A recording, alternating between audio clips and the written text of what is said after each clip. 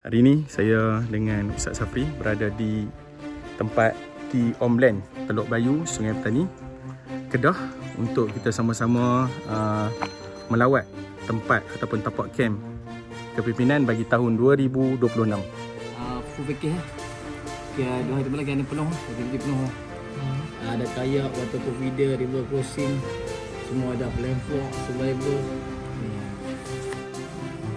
Okey, kita berada di Omland, Sungai Petani untuk aktiviti kem kepimpinan bagi tahun 2026.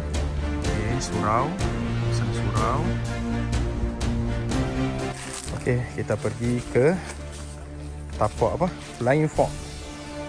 Tapak Flying Fork. Berapa meter ni? Lebih kurang 70-80 meter. Flying Fork. Naik daripada sana, stop sini. Dari sini. Okey, menarik.